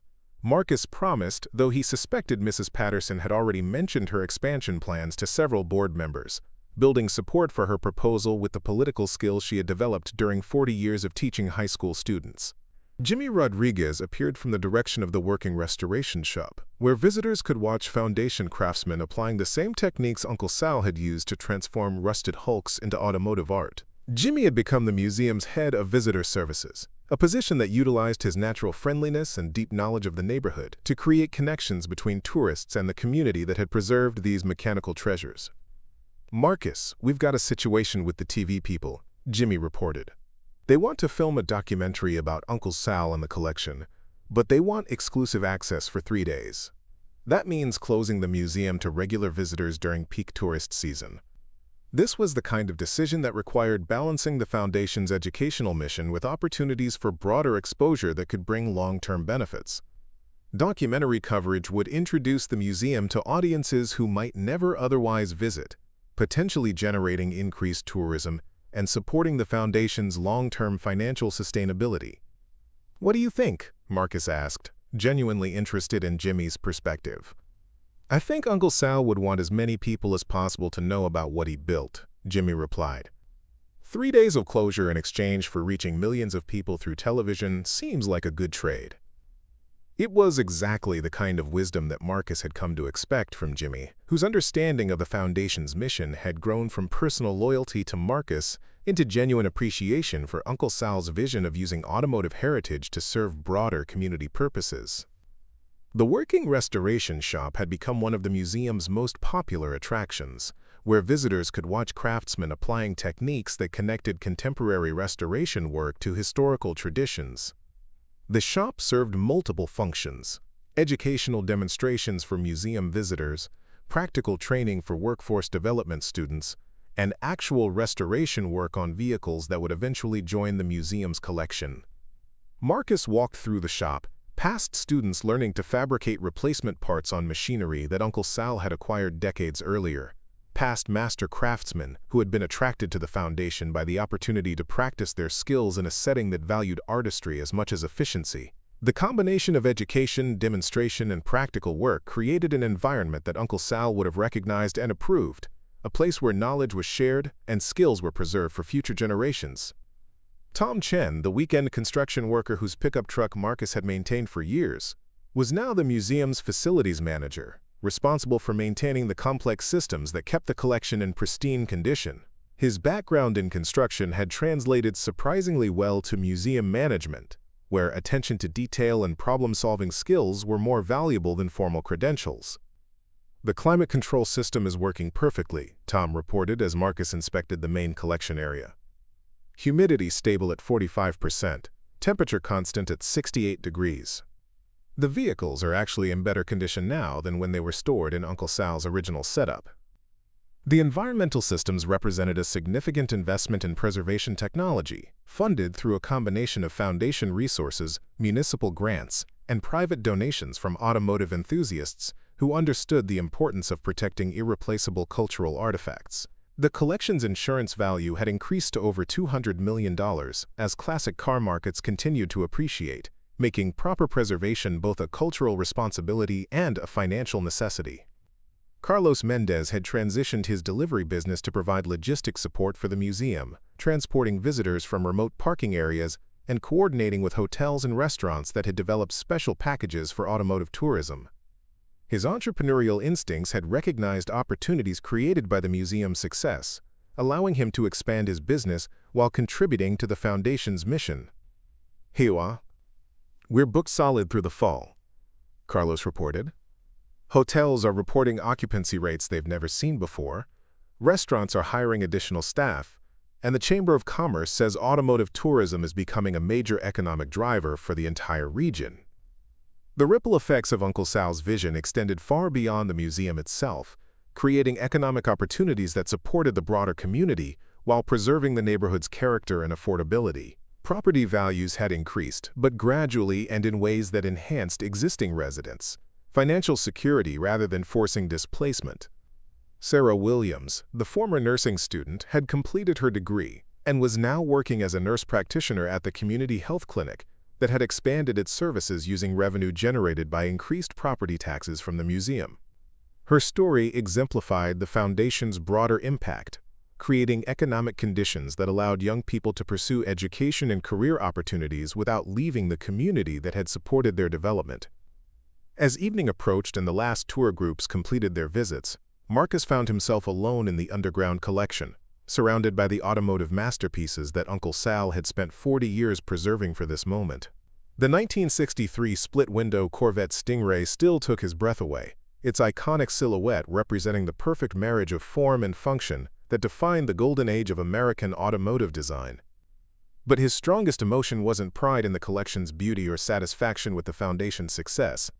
It was gratitude. Gratitude for Uncle Sal's vision, for the community that had supported him during the difficult years, and for the opportunity to transform a secret burden into a public treasure that would serve generations of people he would never meet. The Foundation's board of directors had offered to name Marcus as the museum's permanent director with a salary that would have provided financial security for the remainder of his life. But Marcus had declined, preferring to remain as the lead restoration craftsman and chief storyteller, roles that kept him connected to the hands-on work that had always defined his sense of purpose. Instead, the board had hired Dr. Jennifer Martinez, an automotive historian with museum management experience, to serve as executive director. Dr. Martinez brought professional expertise in cultural institution management while respecting the community-centered values that Uncle Sal had embedded in his vision. Her leadership had been instrumental in developing educational programs, managing tourism growth, and building partnerships with other automotive museums and educational institutions. The Foundation's success had attracted attention from automotive manufacturers, classic car collectors, and cultural institutions around the world. Offers to purchase individual vehicles from the collection arrived weekly, sometimes accompanied by checks for amounts that could have funded the museum's operations for years. But Marcus consistently declined these offers, understanding that Uncle Sal's vision required keeping the collection intact and accessible to the public, rather than dispersing it to private owners who might restrict access. Partnership opportunities had proven more productive than purchase offers. The Foundation had developed relationships with automotive design schools, restoration training programs, and other museums that shared similar educational missions. These partnerships facilitated student exchanges, shared exhibitions, and collaborative research projects that enhanced the Foundation's impact while maintaining Uncle Sal's focus on education and community service. The low-income automotive repair service had grown into a comprehensive program that provided not just affordable repairs, but also automotive education for low-income families. Customers learned basic maintenance techniques that could extend their vehicles' useful lives, reducing transportation costs, and increasing financial stability for families already struggling with economic pressures. Marcus often worked in the community repair shop, applying the same attention to detail to brake repairs on 15-year-old vehicles that he brought to the restoration of million-dollar classics. The work reminded him of his core purpose, using automotive expertise to serve people who needed practical solutions to transportation challenges. 6 months after the morning, when Derek Morrison had arrived with demolition equipment, Marcus stood in the same spot where he had once faced the end of everything he had worked to build.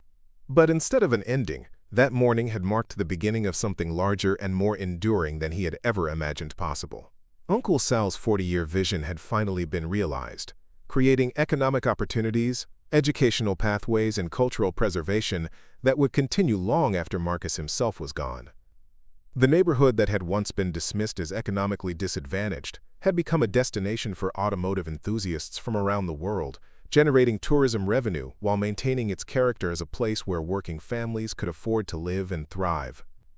The Foundation's success had proven that community development didn't require displacing existing residents or abandoning the values that had sustained neighborhoods through difficult periods.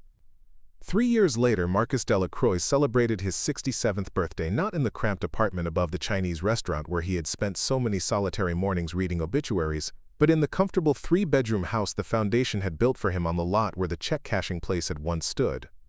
The house was modest by the standards of suburban neighborhoods, but it represented luxury beyond anything Marcus had ever imagined. A workshop where he could pursue personal projects, a garden where he could grow vegetables, and a front porch where he could sit in the evenings and watch the steady stream of visitors walking to and from the museum. The morning ritual remained sacred, though its components had evolved with his circumstances. Coffee was still black and strong, but now it was freshly ground beans from the artisanal coffee shop that had opened in response to tourist demand. The newspaper was delivered to his front door, rather than purchased from a vending machine, and the obituaries, while still read faithfully, were no longer the desperate search for familiar names that had characterized his earlier years. At 6:15, Marcus walked the 3 blocks to the museum, greeting neighbors who had once been customers and were now colleagues in the broader enterprise of cultural preservation and community development. Mrs. Patterson, now 86 and still volunteering 3 days a week, waved from her front yard, where she was supervising her great-granddaughter's attempts to ride a bicycle without training wheels. "Morning, Marcus," she called. "Don't forget about the board meeting this afternoon. We're discussing the expansion plans." The expansion plans had grown beyond Mrs. Patterson's original suggestion of additional parking and a gift shop. The foundation was now considering a complete campus development that would include a restoration training academy, a research library, and exhibition space for rotating displays from other automotive museums. The project would require significant funding, but the foundation's financial position had strengthened dramatically as tourism revenue exceeded all projections and corporate sponsorships provided additional support. Elena Vasquez was waiting at the museum entrance, her hair now showing streaks of silver that she wore with the confidence of someone who had found her true calling. She had left her position as a social worker the previous year to become the foundation's community outreach coordinator, a role that utilized her skills in advocacy and relationship building, while allowing her to focus on the educational and social service aspects of Uncle Sal's vision. "Good morning, Marcus," she said, falling into step beside him as they entered the museum. "I wanted to catch you before the reporters arrive. The PBS documentary is being broadcast tonight, and we're expecting a significant increase in visitors starting tomorrow." The documentary, titled Hidden Treasures: The Secret Collection That Saved a Neighborhood, had been in production for 18 months, following the museum's development from the dramatic revelation in Uncle Sal's underground chamber to its emergence as a nationally recognized cultural institution. The filmmakers had been particularly interested in the human stories behind the collection. Marcus's 15-year guardianship of Uncle Sal's secret, the community of customers who had sustained him during the lean years, and the transformation of a neighborhood that had been written off as economically disadvantaged. "How many reporters?" Marcus asked, still uncomfortable with media attention despite 3 years of practice. 12 confirmed, including someone from the Smithsonian Magazine and a writer from Road and Track who wants to do a feature on Uncle Sal's restoration techniques, Elena replied. "Dr. Martinez has prepared talking points, but they really want to hear from you about the personal side of the story." Marcus nodded, understanding that his role as the collection's guardian required him to share Uncle Sal's story with audiences who could appreciate its significance. The media attention had been instrumental in building the museum's reputation and attracting visitors from around the world, but it still felt strange to be treated as a celebrity when he considered himself simply a mechanic who had been fortunate enough to inherit an extraordinary responsibility. The museum's main gallery buzzed with the controlled activity of a successful cultural institution. Tour groups moved through the collection with the assistance of volunteer guides.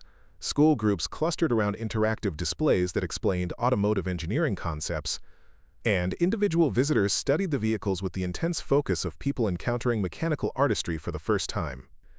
Jimmy Rodriguez approached from the direction of the gift shop, carrying a clipboard and wearing the expression of someone dealing with logistical challenges that were simultaneously frustrating and gratifying.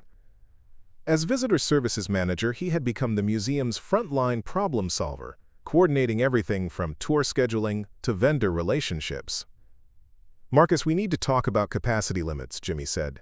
"Yesterday we had to turn away over 300 people because we had reached maximum occupancy. The fire marshal is getting nervous about crowd control, and some visitors are driving 2 hours only to find out they can't get in." This was the kind of problem that Marcus had never imagined having to solve. The museum's success had exceeded every projection, drawing visitors not just from the regional automotive community, but from international tourists who planned entire vacations around classic car museums. The foundation's original estimates had projected 30,000 visitors annually. They were now approaching 150,000 in their 3rd year of operation. "What are our options?" Marcus asked. "Timed entry tickets, advance reservations, maybe expanding hours to include evening tours," Jimmy replied. "Dr. Martinez thinks we could handle the increased volume if we had better crowd management systems." The success brought responsibilities that Uncle Sal had probably never anticipated when he began collecting discarded automobiles in the 1950s. The foundation now employed 43 people full-time, from security guards and maintenance technicians to educators and administrative staff. The economic impact extended far beyond the museum itself, supporting local hotels, restaurants, shops, and service providers that had developed around automotive tourism. Tom Chen appeared from the restoration workshop, his construction background having evolved into expertise in museum facility management and preservation systems. His responsibilities had expanded to include overseeing the climate control systems that protected the collection, managing the security infrastructure that safeguarded irreplaceable cultural artifacts, and coordinating with contractors who maintained the increasingly complex physical plant. The new humidity control system is working perfectly, Tom reported. We're maintaining optimal conditions even with the increased visitor traffic. The collection has never been better protected. The preservation technology had evolved significantly since Uncle Sal's original storage methods, incorporating advances in climate control, lighting systems, and security measures that reflected the collection's status as a cultural treasure worthy of museum-quality protection. The investment in preservation infrastructure had been substantial, but it ensured that future generations would be able to experience these automotive masterpieces in pristine condition. Carlos Mendez had transformed his delivery business into a comprehensive tourism support service, providing shuttle transportation from remote parking areas, coordinating with tour bus operators, and managing logistics for special events that could bring thousands of visitors to the museum on a single day. His entrepreneurial success exemplified the economic opportunities that the museum had created for existing community members. Parking is still our biggest challenge, Carlos reported. We're using every available space within 6 blocks, and people are still having to walk significant distances. The expansion project can't come soon enough. The expansion project had grown into a comprehensive campus development that would triple the museum's physical footprint while adding educational and research facilities that would establish the foundation as a major center for automotive history and restoration training. The project had attracted funding from federal cultural preservation grants, state economic development programs, and private donors who recognized the museum's significance as both a cultural institution and an economic development success story. Sarah Williams, now a nurse practitioner at the expanded community health clinic, stopped by during her lunch break to discuss the foundation's health and safety programs.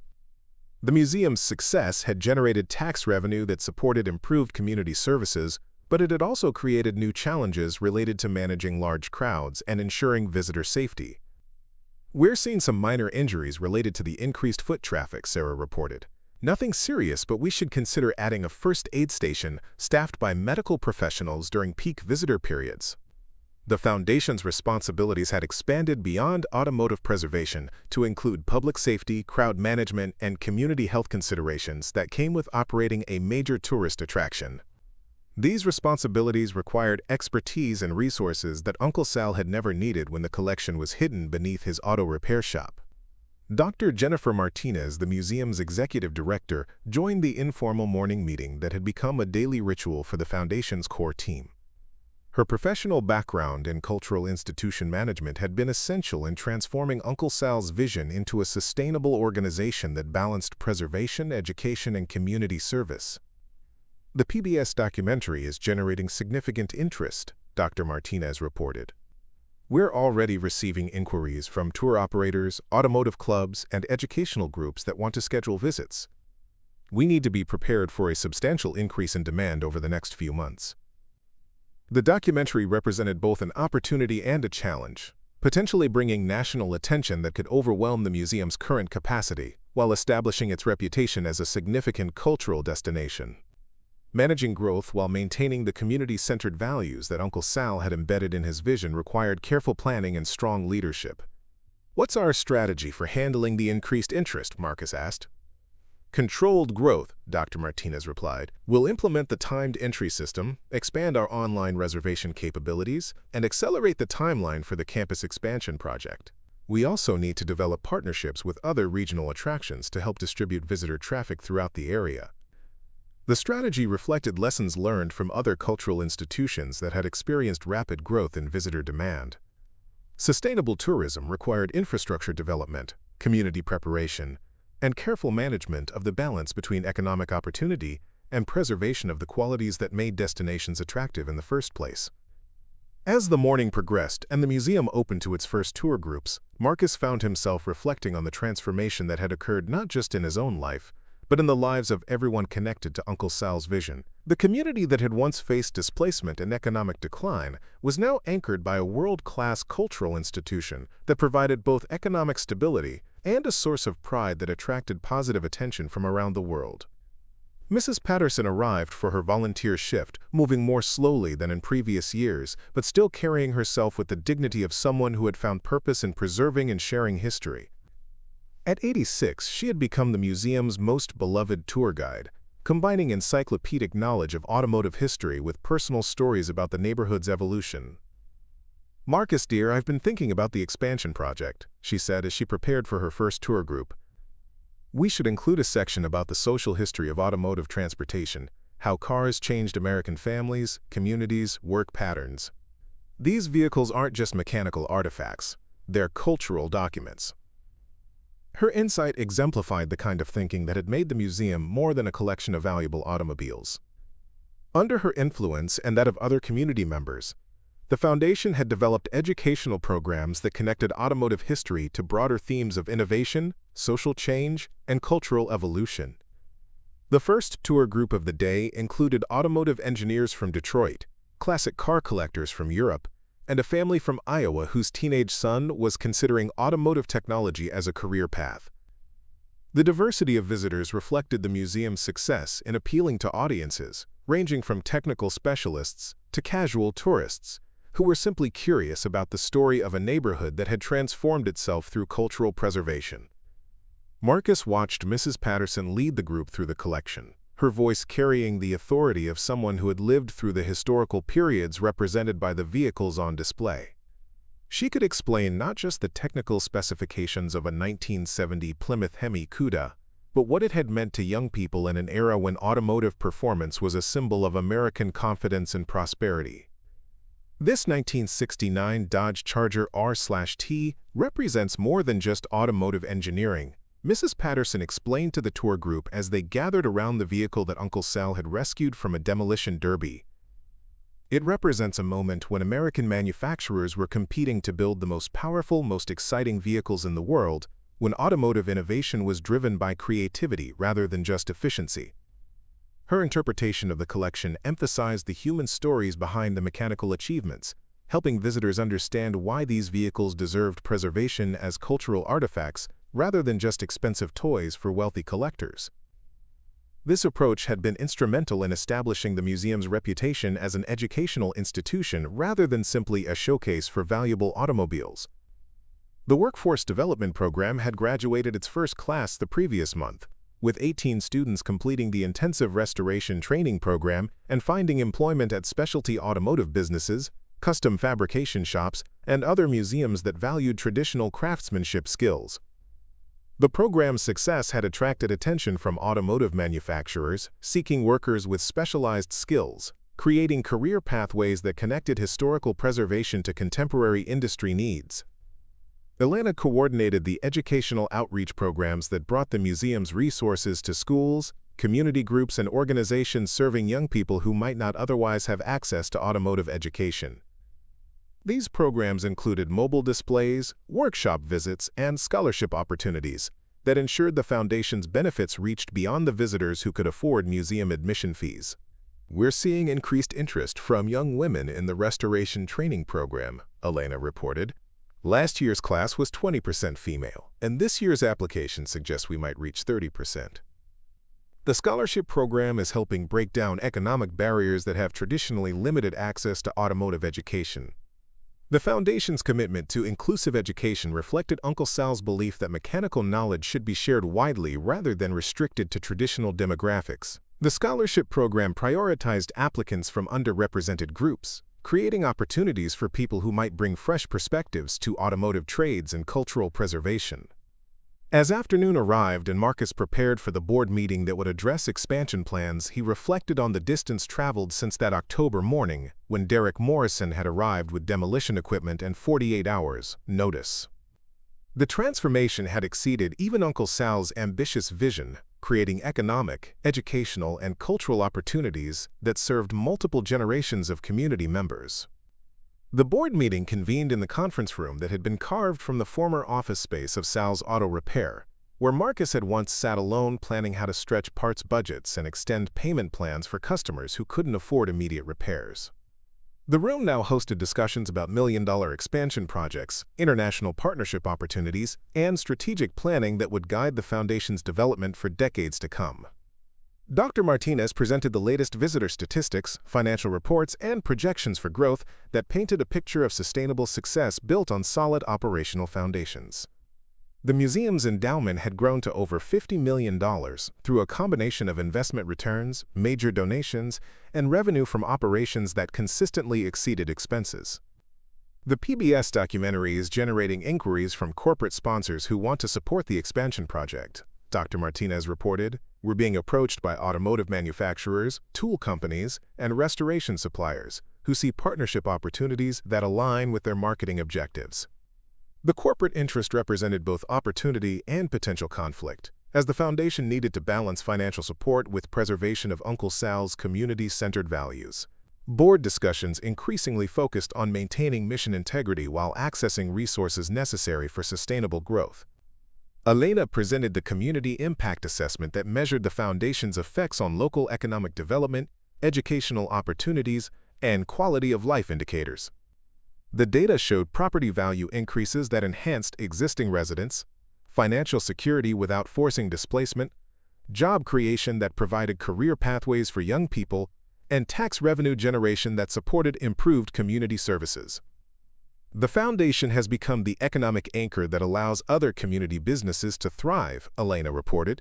Local restaurants are reporting increased revenue, the community college has expanded its automotive technology program, and property owners are investing in building improvements that enhance the neighborhood's character. Jimmy Rodriguez appeared from the direction of the working restoration shop, where visitors could watch foundation craftsmen applying the same techniques Uncle Sal had used to transform rusted hulks into automotive art. Jimmy had become the museum's head of visitor services, a position that utilized his natural friendliness and deep knowledge of the neighborhood to create connections between tourists and the community that had preserved these mechanical treasures. "Marcus, we've got a situation with the TV people," Jimmy reported. "They want to film a documentary about Uncle Sal and the collection, but they want exclusive access for 3 days. That means closing the museum to regular visitors during peak tourist season." This was the kind of decision that required balancing the foundation's educational mission with opportunities for broader exposure that could bring long-term benefits. Documentary coverage would introduce the museum to audiences who might never otherwise visit, potentially generating increased tourism and supporting the foundation's long-term financial sustainability. "What do you think?" Marcus asked, genuinely interested in Jimmy's perspective. "I think Uncle Sal would want as many people as possible to know about what he built," Jimmy replied. 3 days of closure in exchange for reaching millions of people through television seems like a good trade.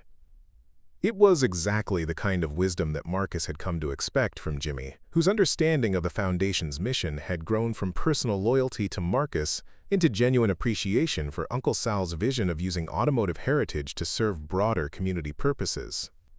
The working restoration shop had become one of the museum's most popular attractions, where visitors could watch craftsmen applying techniques that connected contemporary restoration work to historical traditions. The shop served multiple functions: educational demonstrations for museum visitors, practical training for workforce development students, and actual restoration work on vehicles that would eventually join the museum's collection. Marcus walked through the shop, past students learning to fabricate replacement parts on machinery that Uncle Sal had acquired decades earlier, past master craftsmen who had been attracted to the foundation by the opportunity to practice their skills in a setting that valued artistry as much as efficiency. The combination of education, demonstration, and practical work created an environment that Uncle Sal would have recognized and approved, a place where knowledge was shared and skills were preserved for future generations.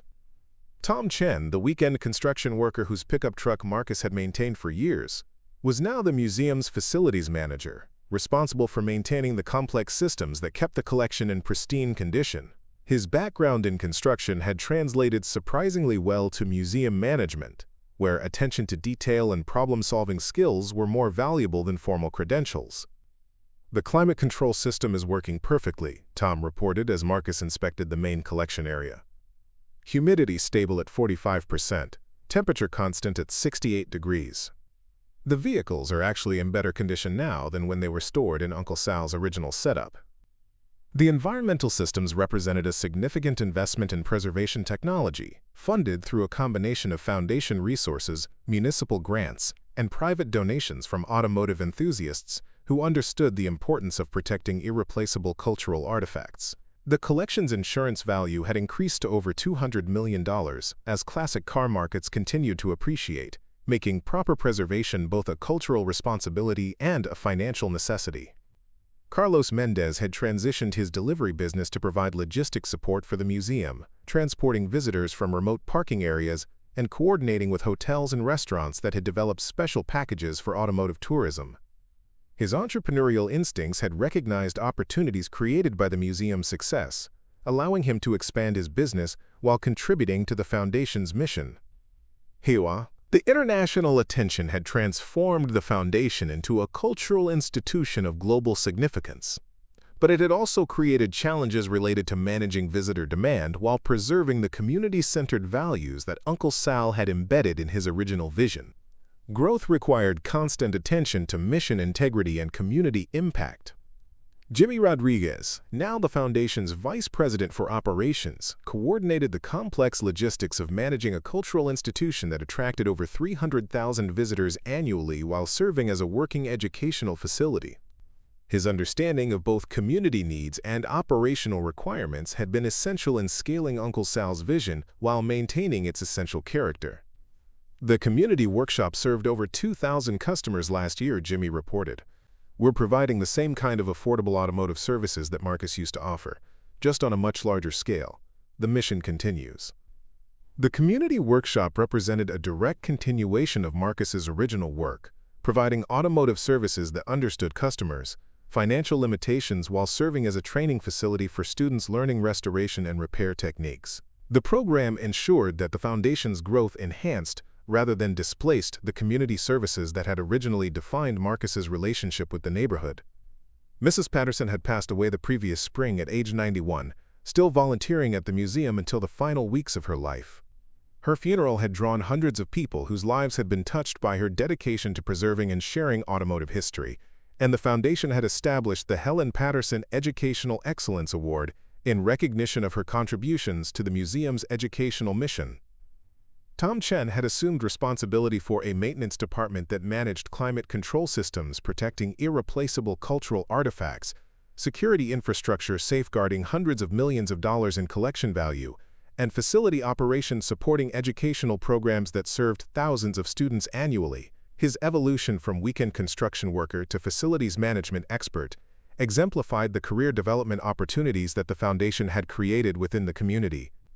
Dr. Martinez had been recruited to lead the Smithsonian's new Transportation History Initiative, but her departure had been mitigated by the promotion of Carlos Mendez to executive director, recognizing his deep understanding of both the foundation's mission and the community context that had shaped Uncle Sal's vision. His leadership ensured continuity of values while bringing entrepreneurial perspective to strategic planning.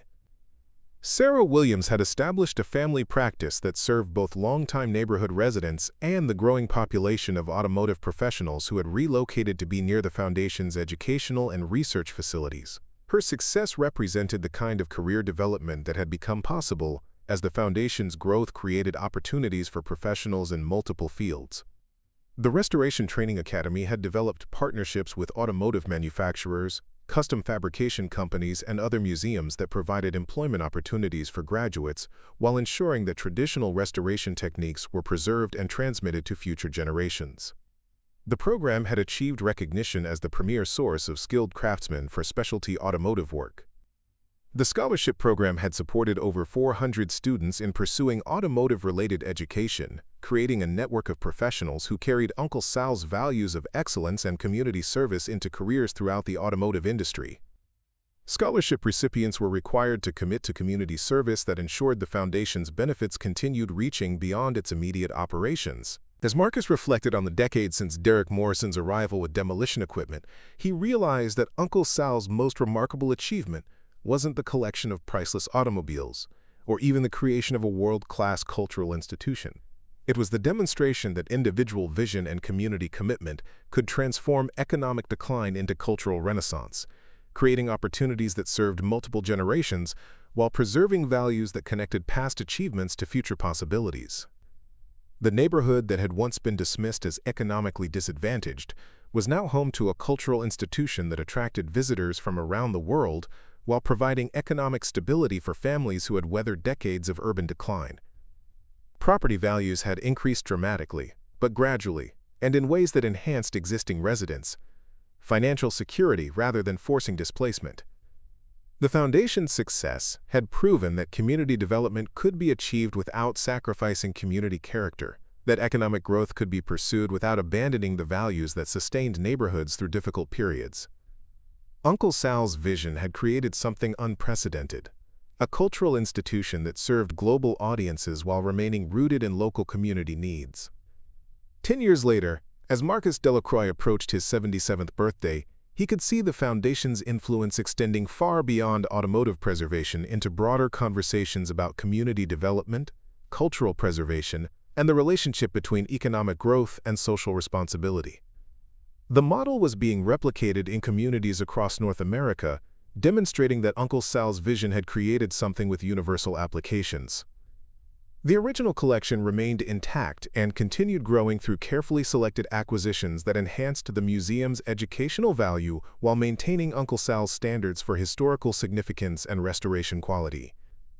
Each new addition was evaluated not just for its monetary value or rarity, but for its contribution to the Foundation's mission of preserving automotive heritage and serving community needs. Marcus spent his mornings in the community workshop, applying the same attention to detail to brake repairs on 15-year-old vehicles that he brought to the restoration of million-dollar classics. The work reminded him of his core purpose, and maintained his connection to the customers who had sustained him during the years when Uncle Sal's secret had been both a blessing and a burden.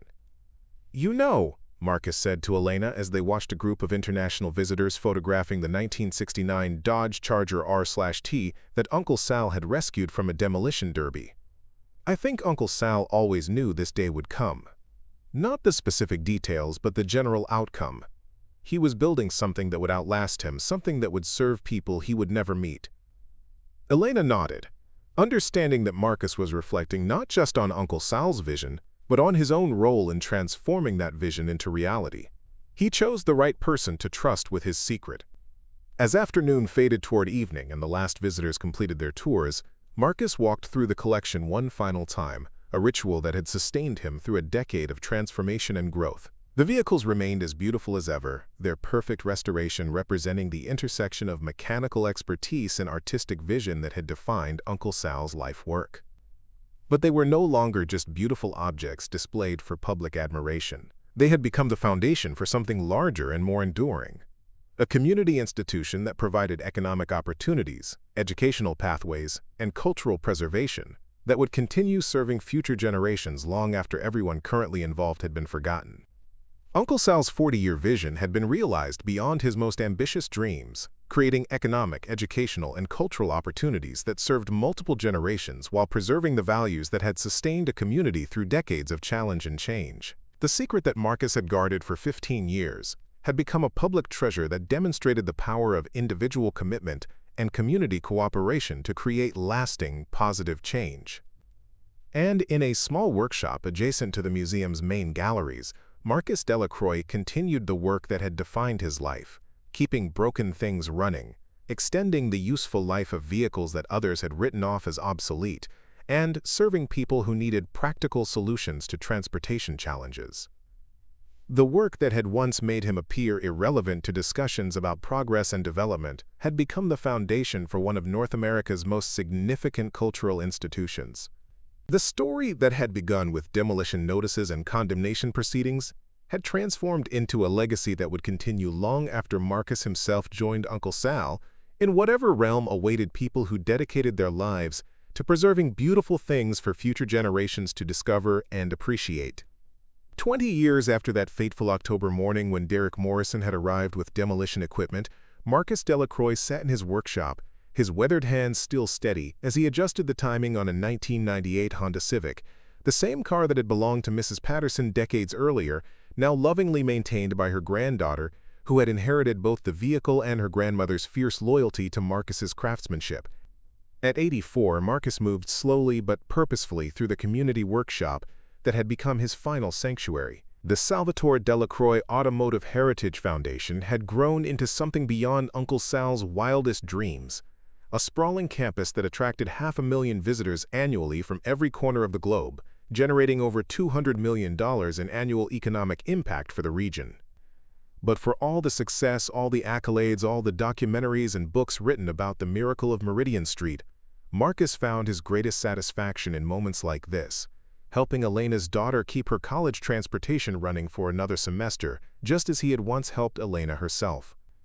Mr. Marcus called Jamie Vasquez, Elena's youngest daughter, as she entered the workshop carrying a steaming cup of coffee. "Mom says you need to take a break. The PBS crew wants to interview you about the anniversary documentary." Marcus smiled at the 23-year-old who had grown up playing among the classic cars, who had learned to change oil before she could properly tie her shoes, and who was now completing her MBA with plans to eventually lead the foundation into its next generation. "Tell them I'll be there in 5 minutes," Marcus said, tightening one final bolt. "Just need to finish what I started." It was a philosophy that had guided his entire life. Finish what you start, do it right, and never leave someone stranded if you can help it. These principles had transformed a condemned auto shop into a world-renowned cultural institution, but more importantly, they had created a community that valued both excellence and compassion. As Marcus walked toward the museum's main building, he passed the memorial garden where Uncle Sal's headstone bore a simple inscription. He saw beauty where others saw junk.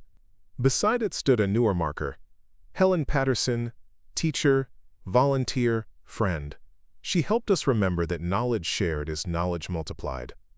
The PBS crew was setting up in the main gallery, where the 1967 Shelby Cobra still drew gasps of admiration from visitors who had never imagined such automotive perfection could exist. The documentary, titled The Last Secret: How One Man's Vision Saved a Community, would air the following month, coinciding with the Foundation's 20th anniversary celebration.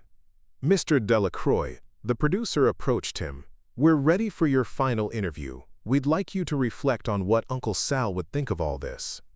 Marcus looked around the gallery, where schoolchildren sketched classic car designs under the guidance of master craftsmen, where young women and men from around the world learned restoration techniques that connected them to generations of automotive artisans, where families who had never owned a car worth more than $5,000 could walk among vehicles valued in the millions and understand that they too were part of this story. Heard the Redrine Bono.